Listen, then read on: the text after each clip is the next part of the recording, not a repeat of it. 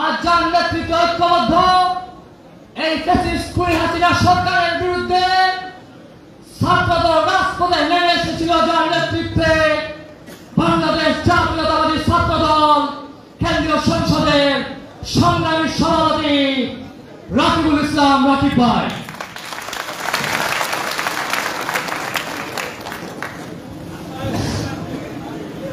বিসমিল্লাহির রহমানির রহিম।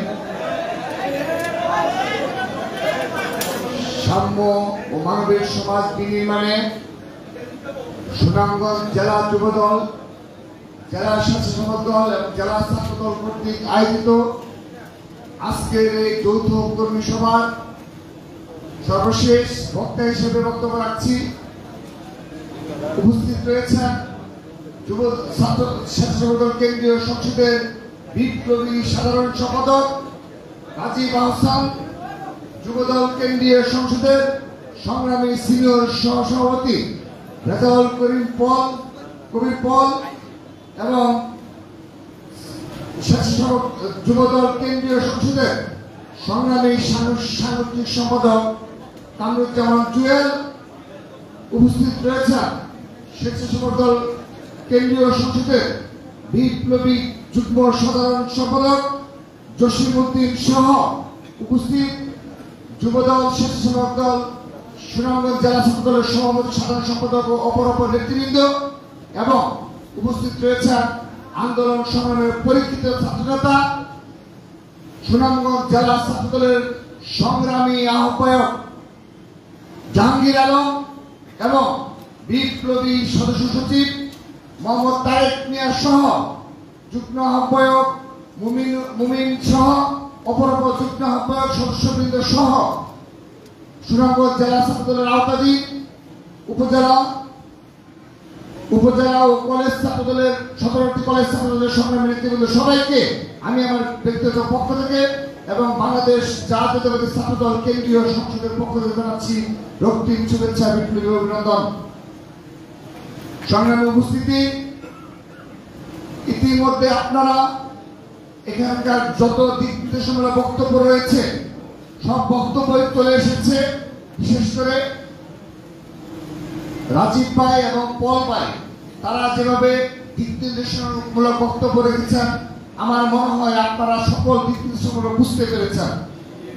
আমি খুব বেশি বক্তব্য দেব না, অল্প কিছু বলে শেষ করব, কিন্তু আমি শুরুতেই আপনাদের শুধু বলে দিতে চাই তারা যে দিক নির্দেশনামূলক বক্তব্যগুলো রেখেছেন, অর্থাৎ দেশ নায়ক জনাব তারেক রহমান যে সাবলীলভাবে, যে স্পষ্টভাবে তার পিতা ও মাতার ন্যায় স্বাভাবিক জীবন যাপন করেন, তার ড্রেস আপ, তার আচরণ, তার কথাবার্তা, আমরা তার কর্মী হিসেবে যদি সেগুলো ধারণ করতে না পারি তাহলে এরকম দিক নির্দেশনা হয়তো আপনি শুনে থাকবেন, কিন্তু বাস্তবে কিন্তু প্রয়োগ করা সম্ভব হবে না। সেজন্য আমাদের এই দিক নির্দেশনাগুলো আপনারা দয়া করে সবাই হৃদয়ে ধারণ করবেন। বিশেষ করে আপনি অন্যভাবে নেবেন না। ড্রেস আপ এবং আপনার আচার আচরণ খুবই গুরুত্বপূর্ণ একটি বিষয়। এটি খুবই গুরুত্ব বহন করে। আপনি যদি আগের স্টাইল বিগত 15.5 বছরে এই জুলাই আগস্ট ছাত্র জনতার আন্দোলনে বাংলাদেশের রাজনীতির প্রেক্ষাপট পুরোপুরি চেঞ্জ হয়ে গেছে। এই বাস্তবতায় আমাদের বিএনপির ভারপ্রাপ্ত মানুষের নেত্রী, দেশের নেত্রী বেগম খালেদা জিয়া, তাদের আকুল আবেদন, তারা বিগত সময়ে যেভাবে এই বাংলাদেশের রাজনীতির গুণগত পরিবর্তন তারা নিয়ে আসার জন্য যুগের পর যুগ তারা চেষ্টা চালিয়েছে এবং সবসময় তারা সফল হয়েছে। সেই সফলতার আরেকটি সফলতা ভারপ্রাপ্ত দেশনায়ক জনাব তারেক রহমান। কিন্তু আপনারা যদি তার নির্দেশনা এবং আমাদের নির্দেশনাগুলো মাঠ পর্যায়ে, তৃণমূল পর্যায়ে যদি শতভাগ আপনারা যদি সেগুলো মেনে না চলেন তাহলে সেগুলো বাস্তবায়ন করা সম্ভব হবে না।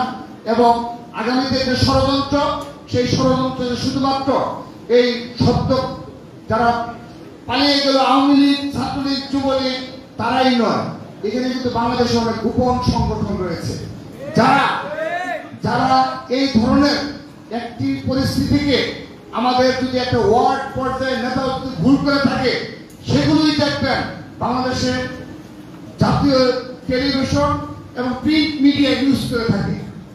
এখন একটি ওয়ার্ড পর্যায়ে নেতা কর্মী যদি বিপথে যায়, তার দায় নিশ্চয়ই আমাদের মহাসচিব স্যার মির্জা ফখরুল ইসলাম আলমগীর স্যার বহন করা উচিত, সম্ভব না। তার উপরে তো ইউনিয়ন রয়েছে, উপজেলা রয়েছে, জেলা রয়েছে, তারা কিন্তু পানিশমেন্ট দিচ্ছে, কিন্তু তারা এটা পুরোটা বিএনপির উপর দায় চাপায়। সামান্য একটা তুচ্ছ ঘটনাকে তারা পুরোপুরি বিএনপির উপর দায় চাপায়। এটির মানে কি? বিগত 15.5 বছরে ছাত্রলীগ সরাসরি রাস্তায় প্রকাশ্যে দিবালোকে গুলি করে মেরে ফেলেছে। আপনারা তাদের নামে একটি মামলা পর্যন্ত পুলিশ নেয়নি, সরাসরি একদম হত্যা করেছে। যুবলীগ শত শত কোটি টাকার টেন্ডার তারা সরাসরি অস্ত্র ঠেকিয়ে, এটি নিত্য নৈমিত্তিক ঘটনা। এটি শুধু রাজধানী ঢাকা না, একদম বাংলাদেশের আনাচে কানাচেও ভোট চুরি মানে এমন কোন অপরাধ নেই যে অপরাধ আওয়ামী লীগ করেনি। কিন্তু মিডিয়া, আমি নাম বলছি না, বাংলাদেশের প্রধান প্রধান যে মিডিয়াগুলো রয়েছে, আপনি যদি পার্থক্যগুলো দেখে থাকেন, সেই মিডিয়াগুলো হ্যাঁ তারা হয়তো সামান্য পরিমাণে লিখেছে, 100টা ঘটনা ঘটলে তারা অবশ্যই 10টা ঘটনা সামনে নিয়ে এসেছে, এবং আমরা কিন্তু তার জন্য তাদেরকে সাধুবাদ জানিয়েছি। আমরা সোশ্যাল মিডিয়া এই 100টি ঘটনা ঘটলেও 5টি ঘটনা যদি তারা লিখে থাকে, আমরা এতেই তাদের প্রতি কৃতজ্ঞ থাকতাম যে না, এরকম একটা ফ্যাসিস্টের আমলেও অমুক অমুক পত্রিকা সাহসী ভূমিকা পালন করছে। আর অপর পক্ষে আপনি আজকে লক্ষ্য করে দেখেন, তুচ্ছ কিছু ঘটনা, তুচ্ছ কোনো হত্যাকাণ্ড হচ্ছে না, কোনো বড় কোনো টেন্ডারবাজি ঘটনা ঘটছে না, নৈরাজ্যকর কোনো পরিস্থিতি হয়নি, তারপরও আমরা ষড়যন্ত্রের মুখোমুখি হচ্ছি। সে কারণে নেতৃবৃন্দ, উপস্থিত সচেতন নেতৃবৃন্দ, ইতিমধ্যে আপনারা সত্যিকার অর্থে সুনামগঞ্জে বিচ্ছিন্ন 1-2টি ঘটনা ব্যতীত এই 2 মাসে আপনারা সত্যিকারের পরীক্ষায় উত্তীর্ণ হয়েছেন। প্রিয় নেতৃবৃন্দ, প্রিয় উপস্থিতি, আমি আরেকটি বিষয় আপনাদের সামনে বলতে চাই। সারা বাংলাদেশে এই 5 আগস্ট পরবর্তী যে বাংলাদেশ, যেখানে ইতিমধ্যে দীর্ঘ সময় এই পুলিশ প্রশাসনের যে দুর্বলতা এবং তাদের যে পলায়নপর অবস্থা এবং তাদের যে সাংগঠনিক শৃঙ্খলা ভেঙে পড়েছে, সেই বিষয়টি আমাদের রাজীব ভাই সুন্দরভাবে ফুটিয়ে তুলেছেন। তো এখন লক্ষ্য করে দেখুন, আমাদের মতো এরকম মধ্যবিত্ত একটি দেশে আপনি যদি লক্ষ্য করে থাকেন, যেখানে আইন শৃঙ্খলা রক্ষাকারী বাহিনী থাকবে না, শুধুমাত্র আমাদের দেশ না, যদি উন্নত বিশ্বেও এরকম পুলিশ বাহিনী এই 1 মাস 2 মাস এই ধরনের অনুপস্থিত লক্ষ্য করা যায়, বিশ্বের কোন রাষ্ট্রে আইন শৃঙ্খলা রক্ষাকারী বাহিনী ঠিক থাকবে না।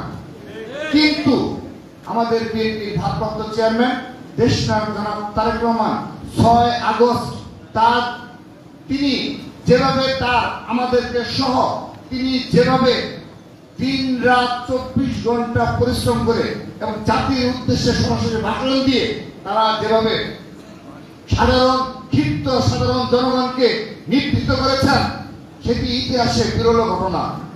আপনারা যদি লক্ষ্য করে থাকেন, এই আওয়ামী লীগের সভানেত্রী শেখ হাসিনা এবং উভয়দল কাদের বিগত 15.5 বছর অর্থাৎ 5 বছর তারা ক্ষমতায় থাকার পর থেকে বারবার এই জাতিকে বিভ্রান্ত করত, আন্তর্জাতিক পরিমণ্ডলে বিভ্রান্ত করত যে তাদের নাকি 5 লক্ষ নেতা কর্মীদের হত্যা করা হবে। আওয়ামী লীগের পতন ঘটার পর তারা বারবারই বলেছে যে 5 লক্ষ, 4 লক্ষ, কেউ বলেছে আর 10 লক্ষ নেতা কর্মীকে হত্যা করে ফেলা হবে। কিন্তু এই 5 আগস্টের যে ছাত্র জনতার ঐতিহাসিক গণবিপ্লবের মাধ্যমে যেভাবে আমাদের প্রায় 1500 অধিক সংখ্যক ছাত্র জনতাকে হত্যা করে তারা পালিয়ে গেল, তার পরবর্তী বাস্তবতায় বিএনপি দ্বারা সরাসরি একজন আওয়ামী লীগ হত্যার শিকার হয়েছে। এটি বিএনপির কত বড় রাজনৈতিক অর্জন, সেগুলো সাধারণ জনগণের নিকট আমাদেরকে প্রকাশ করতে হবে। আপনি যদি চুপ করে বসে থাকেন, আমি তো জানি সাধারণ জনগণ কিন্তু একসময় ভুলে যাবে, এই বিষয়গুলো বাস্তবতা ভুলে যাবে। আমি গতকাল একজন সজ্জন ব্যক্তিত্ব, আমি নাম না বলি, এক সাংবাদিক রয়েছে, খুবই সজ্জন ব্যক্তিত্বের অধিকারী, সবসময় বিগত 15 বছরেও তিনি ফ্যাসিস্টের বিরুদ্ধে লড়াই করেছেন। তিনি একটি কথা স্পষ্টভাবে বারবার বলেছেন, আমাদের দেশের মানুষের একটি মূল প্রবলেম রয়েছে, বিগত সময়ে অনেক কিছু তারা ভুলে যায়, অনেক কিছু তারা ভুলে যায়। এটি এক এক রাষ্ট্রের প্রেক্ষাপট এক এক রকম। সেহেতু বাংলাদেশের প্রেক্ষাপটে আমাদের এই 18 কোটি জনগণকে আপনাদের এই সুনামগঞ্জে আপনাদেরকে দায়িত্ব নিতে হবে যে বিগত 15.5 বছরে কি ছিল সেই বাস্তবতায় বিএনপি তার অঙ্গ সহযোগী সংগঠন কতটা সহনশীল ধৈর্যশীল রাজনীতির পরিচয় দিয়েছে। আজকে যদি বিএনপি নেতা কর্মীরা প্রতিহিংসা পরায়ণ হতো এবং সাধারণ জনগণ যে ধরনের ক্ষিপ্ত ছিল, সাধারণ ছাত্র জনতা তার ভাইদের শহীদ করা হয়েছে, তাদের উপর যেভাবে 15.5 বছর জুলুম নির্যাতন করা হয়েছে, তারা যদি প্রতিহিংসা পরায়ণ হয়ে তাদের প্রতিশোধ নিত, আওয়ামী লীগের বাংলাদেশের একটি ঘরের ইটও অবশিষ্ট থাকতো না। কিন্তু আমাদের বিএনপির ভারপ্রাপ্ত চেয়ারম্যান দেশনায়ক জনাব তারেক রহমান সরাসরি নির্দেশনা এবং আপনাদের সহনশীল মানসিকতার কারণে আপনারাই কিন্তু এই মন্দির এবং আওয়ামী লীগের বাড়িঘর পাহারা দিয়েছেন। সেহেতু আমরা আইন নিজের হাতে তুলে নিইনি, আমরা আইনের প্রতি শ্রদ্ধাশীল থেকে আমরা এইভাবে একটি রাষ্ট্রকে একটি আধুনিক বাংলাদেশ বিনির্মাণে আমরা নিরলস পরিশ্রম করে যাচ্ছি। সংগ্রামী উপস্থিতি, আমি আজ সকালবেলা আমাদের সুনামগঞ্জের 17টি কলেজের নেতৃবৃন্দের সাথে আমরা আনুষ্ঠানিক একটা মত বিনিময় সভা করেছি। আমরা স্পষ্টভাবে ঘোষণা দিয়েছি এই 17টি কলেজে আর কখনো কোনো মোটরসাইকেল শোডাউন হবে না। শুধু তাই নয়, এখানে যারা আহ্বায়ক সদস্য পদে যারা রয়েছে কেউ কোনো শোডাউন নিয়ে ক্যাম্পাসে প্রবেশ করতে পারবে না। এক্ষেত্রে যুবদল, স্বেচ্ছাসেবক দলের সাবেক যারা ছাত্র দলের নেতৃবৃন্দ রয়েছেন, আপনারা এখানে স্থানীয়, আপনাদের এখানে স্বাভাবিকভাবে এই ছাত্র দলের প্রতি, কলেজ ইউনিটের প্রতি, উপজেলা ইউনিটের প্রতি, পৌরসভা ছাত্র দলের ইউনিটের প্রতি একটা আবেগ ভালোবাসা রয়েছে। শুধু তাই নয়, বেশ কিছু ক্ষেত্রে সহযোগিতাও রয়েছে। আমি নিয়ন্ত্রণ বলবো না, আমি সহযোগিতাই বলবো, সহযোগিতা রয়েছে।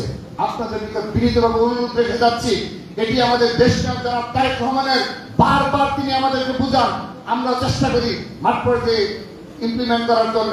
আমরা চেষ্টা করি আমাদের বিপুল সংখ্যক নেতা কর্মীদের আমাদের একটি আদর্শ তারা বুকে ধারণ করে আমরা খুব শীঘ্রই আমরা আমাদের নীতি আদর্শ নিয়ে বুকলেট তৈরি করছি। আমরা আমাদের আগামী উদ্দেশ্য কি, এই ছাত্র রাজনীতির উদ্দেশ্য কি, ছাত্রদল কেন একজন জেনারেল স্টুডেন্ট ছাত্র রাজনীতিতে আসবে, ছাত্র দলের পতাকা দলে আসবে, আমরা সেগুলো নিয়ে কাজ করছি। খুব শীঘ্রই সেগুলো আমরা পৌঁছে দেবো। নেতৃবৃন্দ অনুরোধ রেখে যাচ্ছি, কোন উপজেলা ছাত্র দলের নেতৃবৃন্দ, জেলা ছাত্র দলের নেতৃবৃন্দ এবং কোন সিনিয়র নেতৃবৃন্দ কেউ কলেজে আপনারা প্রবেশ করবেন না। আমাদের কলেজ ইউনিটের মতো করে কাজ করে যাবে। যারা পারবে না আমরা তাদের বিরুদ্ধে ব্যবস্থা নেব। কোন জেলা কিংবা উপজেলা ইন্টারফেয়ার করে ওই জোর জবরদস্তিমূলক হবে একজন শিক্ষার্থীকে আমাদের মিছিল মিটিংয়ে নিয়ে আসা যাবে না।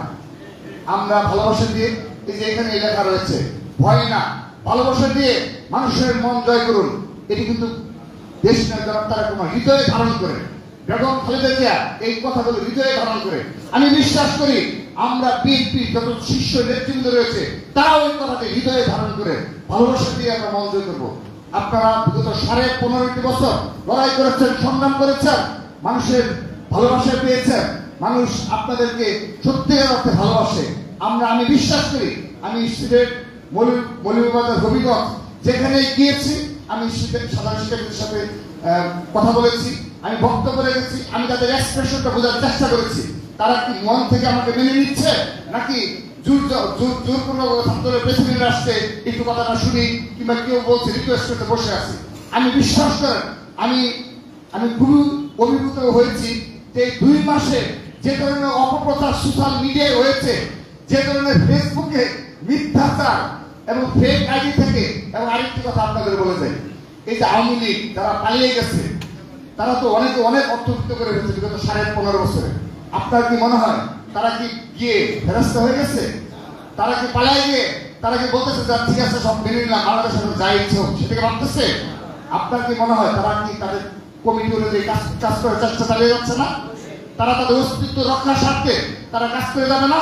তাদের এখন প্রধান হাতিয়ার হলো এই সোশ্যাল মিডিয়া, প্রধান হাতিয়ার। আপনি লক্ষ্য করে দেখবেন যখন আন্দোলন চলছিল তখন তাদের কোনো সোশ্যাল মিডিয়ার কোনো অস্তিত্ব ছিল না, বিগত সময়ে কোনো অস্তিত্ব ছিল না। শুধুমাত্র নির্বাচন 2024 সালে যখন নির্বাচন ছিল তারা তখন অনেক টাকা ইনভেস্ট করে, আইটি সেক্টরে অনেক টাকা ইনভেস্ট করে আপনি সেটাকে তারা আমাদেরকে একটু যেভাবে হোক একটু ষড়যন্ত্রমূলক ভাবে মিডিয়াতে বাজে উপস্থাপন করার কাজে তারা সোশ্যাল মিডিয়াতে কাজ করেছে। বিগত সময় তাদের অস্তিত্ব ছিল না। এখন আমি বলে যাচ্ছি, আবার আপনারা দেখবেন এই ফেসবুকে সোশ্যাল মিডিয়াগুলোতে তারা আবারও শতভাগ সারা দিন এখানেই তারা সময় দিচ্ছে। তারা এখানে প্রপাগন্ডামূলক ভাবে বিভিন্ন বিষয় সামনে নিয়ে এসে আমাদের তরুণ প্রজন্মকে কিন্তু আবারও তারা বিভ্রান্ত করছে। শুধু তারা এই ক্ষেত্রে জড়িত না, তাদের কোনো কাজ নেই, তারা শুধুমাত্র এখন এই মিডিয়াতে সোশ্যাল মিডিয়াতে তারা অ্যাক্টিভ রয়েছে। আমরা কিন্তু সেগুলো নিয়ে কাজ করার চেষ্টা করছি। এখন আপনারা যদি মনে করে থাকেন যে ভাই আমি তো বিশ্বাস করি, আমি শতভাগ তাদের স্বচ্ছ রাজনীতি করি, পৌর ইউনিয়ন সবাইকে সোশ্যাল মিডিয়ায় এমন ভাবে সচেতন হবেন এই সুনামগঞ্জ জেলার একজন সাধারণ মানুষের জন্য বিভ্রান্ত না হয়, সত্য ঘটনা তারা যেন জেনে থাকে, সেই আশাবাদ রাখছি। এবং আবারও বলে যাচ্ছি, যেটি আমাদের নেতৃবৃন্দ বলে গিয়েছেন, হ্যাঁ বড় কোনো সহিংসতা, বড় কোনো আপনাদের সম্পর্কে অভিযোগ নেই, কিন্তু আজকের পর থেকে যদি আমাদের নির্দেশনা না মেনে চলেন, সামান্যতম ত্রুটি কারোর বিরুদ্ধে পাওয়া যায়, আমরা কিন্তু অনেক পরিশ্রম করে আমরা এই কর্মগুলো করছি এবং নির্দেশনা দিয়ে যাচ্ছি। যদি এরপরও সামান্যতম এই শৃঙ্খলা পরিপন্থী কাজের প্রমাণ বিরুদ্ধে ব্যবস্থা নিতে এক সেকেন্ডও চিন্তা ভাবনা করবো না, আমরা সাথে সাথে এই ব্যবস্থা নিয়ে নেব।